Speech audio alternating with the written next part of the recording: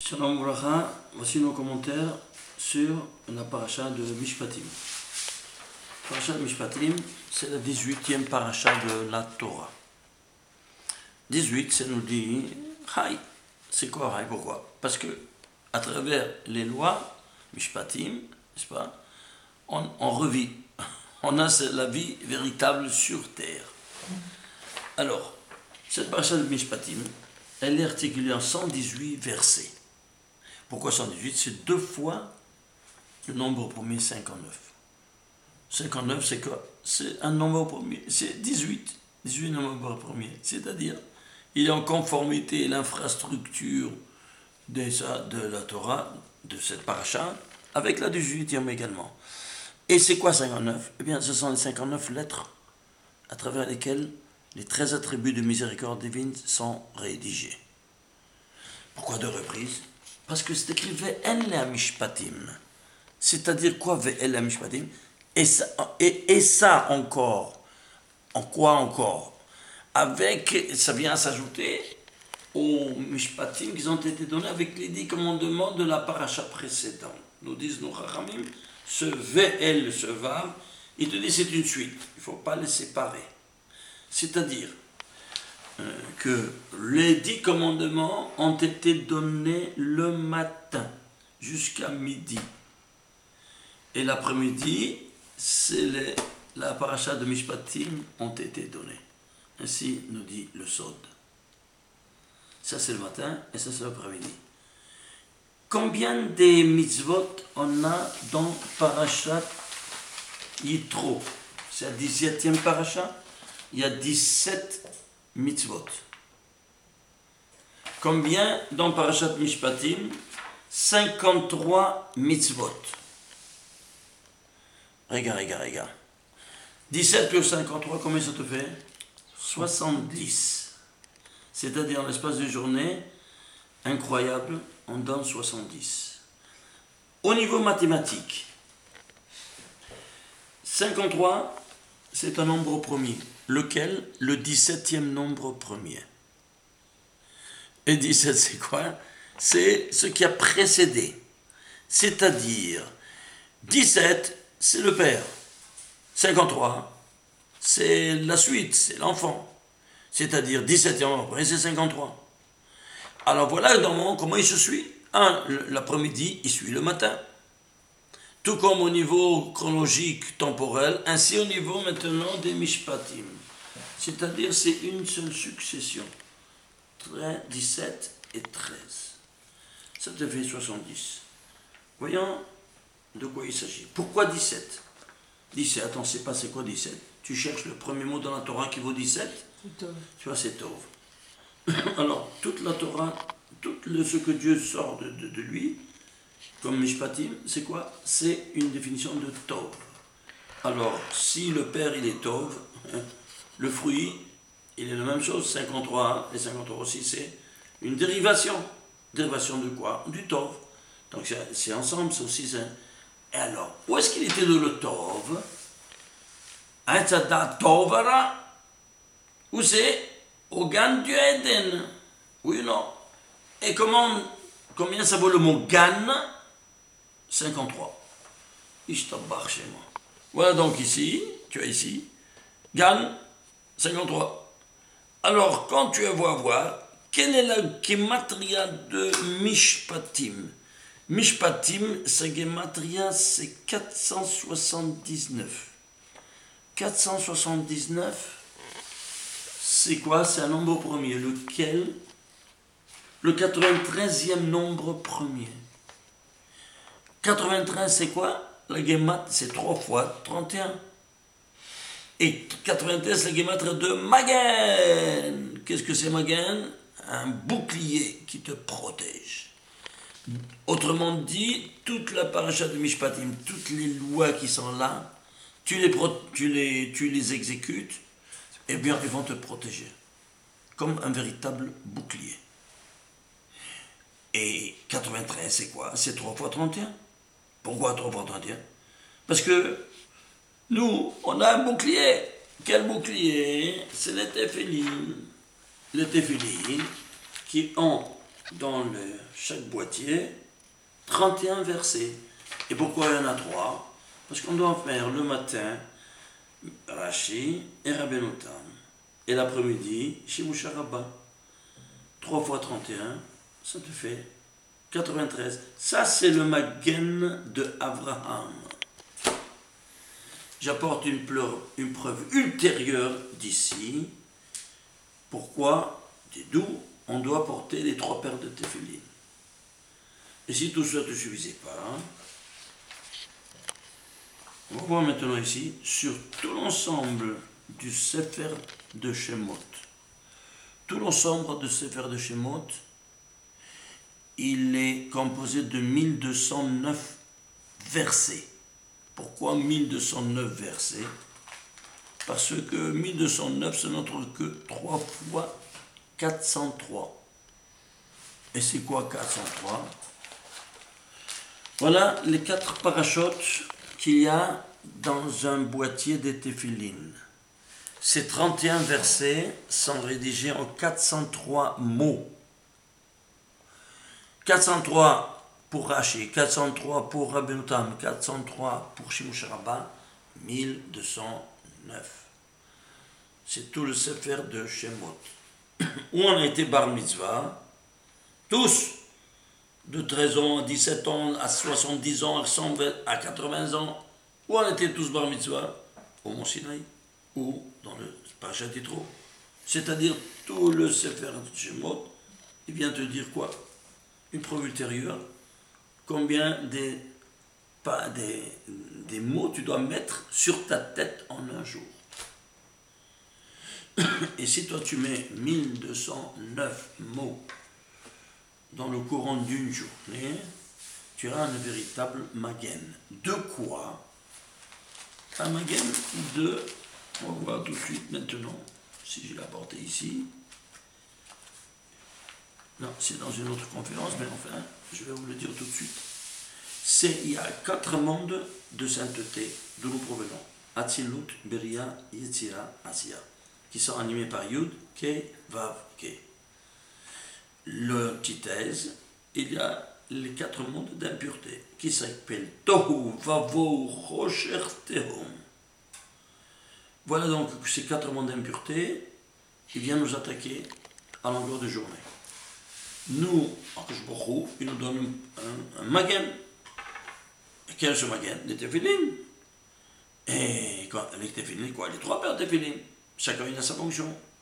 La preuve que si tu vois de quoi il te protège, tu sais Tohu, Vavo, Rocher, Tehom, si tu fais le gématria de ces 4 mots que je viens de dire, d'impureté, c'est 1209. Okay. Voilà donc une preuve ultérieure, mes chers frères, qu'il faut porter 3 paires de téphilines midéoraïta. Et si tout cela ne te suffisait pas, nous avons tout ça d'où? Pas le moment où Dieu s'est dévoilé à Moshe Rabbeinu. Il lui a dit, quand il est dans le buisson ardent, quel est ton nom? Il lui a dit, Yomer Elohim El Moshe Ekie Asher Ekie, je suis ce que je suis. Yomer, encore il continue, dans le même verset, Ko Tomar ibn Israël Ekie Shalachani Lachem. Je suis ce que je suis. Et il lui dit encore, va dire à Ben Israël, je suis m'envoyé chez vous. Fin de citation. Ekie, c'est un nom de Dieu. Il y en a 3. Pour te dire quoi? Combien ça vaut Ekie? 21. Et alors? Eh bien, prenez ici de nouveau ces 4 parachutes qui sont dans chaque boîtier. Combien de noms de Dieu il y a? Vous les voyez. Le premier, il y en a 7 qui sont en jaune. Le deuxième, 7. Le troisième, 3. Et le quatrième, 4. Total, 21 noms de Dieu. Alors maintenant, tu comprends, c'est quoi ce Ekie Asher Ekie? Ekie 21 face à 21. Début de la journée, ça fait quoi? Rashi Rabbeinu Tam, un face à l'autre.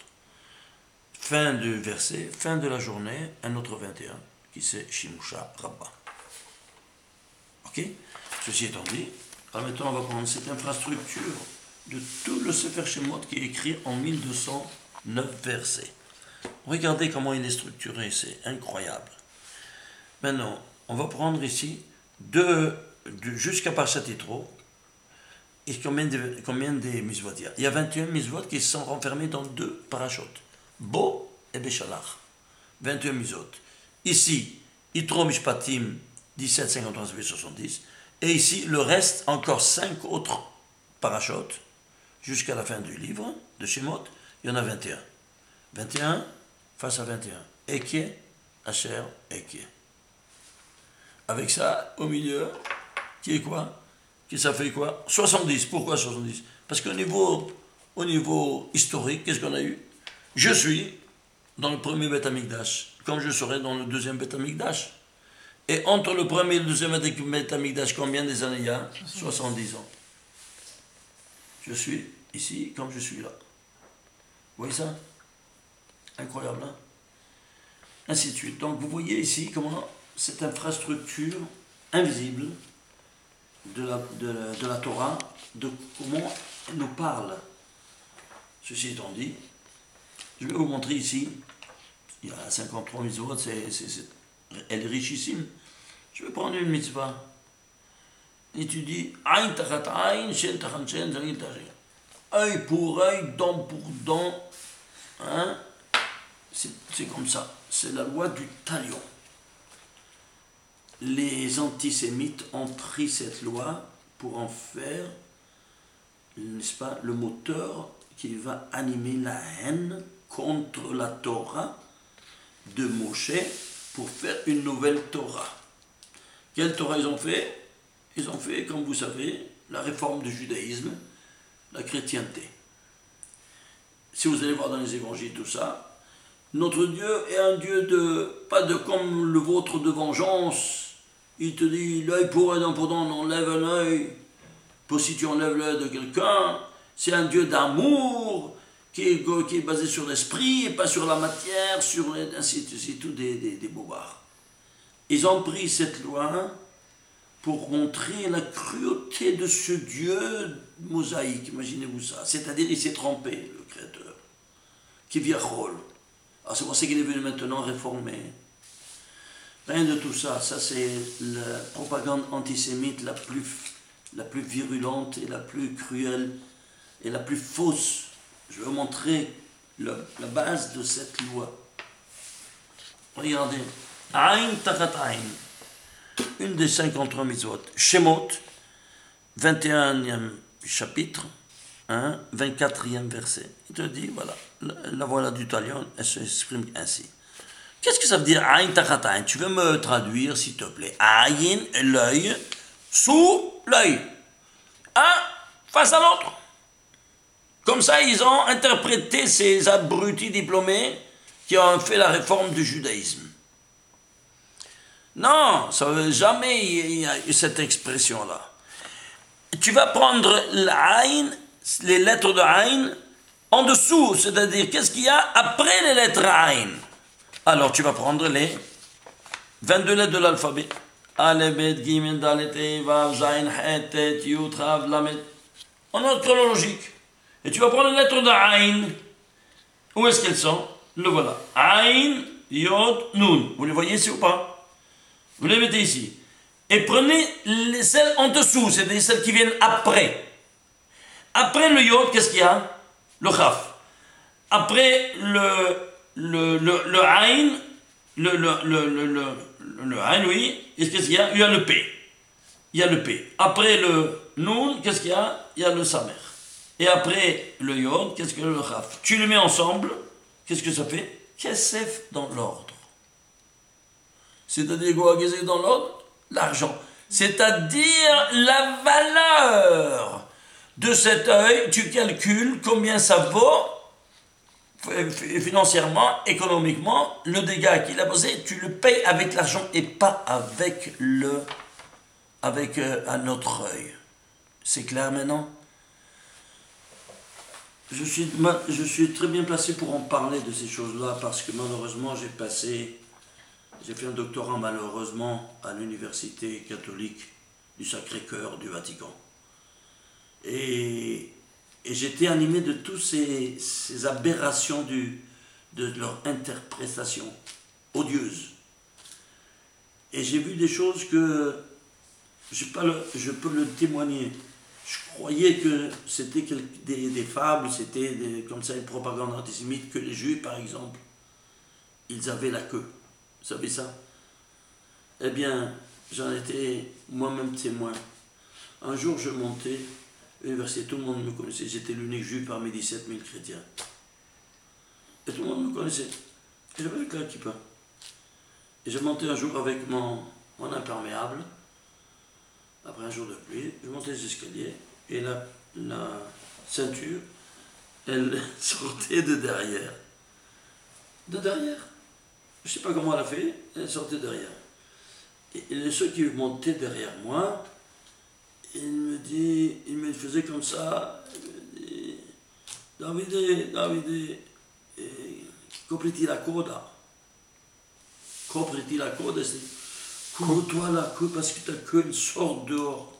Je dis quoi? Oui, regarde. Je retourne, je fais comme ça, j'enlève, je fais sortir cette queue que c'était le bout de la ceinture. Oh, scusami. Il ne savait pas où se cacher. Vous entendez?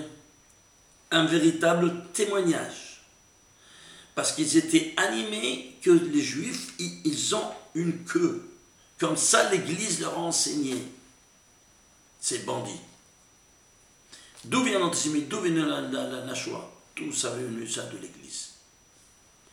Et ne croyez pas que j'étais des personnes, des étudiants comme ça, normales.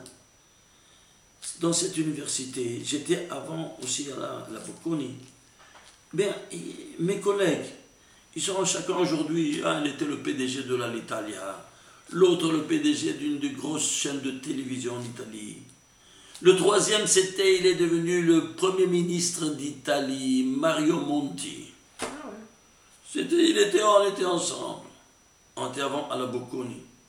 C'est quoi la Bocconi? C'était une autre université parce que j'ai dû changer à cause du fait qu'ils les obligeaient la signature de l'obligé de la firme. Et alors que la catholique ne demandait ça, moi je voulais aller étudier un peu. Yeshiva à Strasbourg. Et voilà, donc, alors vous comprenez comment ça fonctionne. C'était tous des têtes, quoi. Et comment ces têtes peuvent être victimes de cette croyance aberrante que les Juifs ont une queue. Vous comprenez? C'est la même chose ici. Donc ça, vous comprenez? Quand ils disent ein tachat ein, œil pour œil, tu enlèves l'œil, c'est un Dieu cruel. Vous comprenez? Vous comprenez cette explication? Voilà. Alors, pour vous dire, malheureusement, tout vient de l'ignorance. Et cette ignorance, c'est nous que nous payons les pots cassés. Et pourquoi? Parce qu'on n'a pas étudié le véritable sens des choses. Montrer au monde le véritable sens de la Torah, comment il nous a parlé. Et donc, nous, on est les coupables. Ça retombe comme un boomerang sur nos têtes. Parce que qui tu es toi?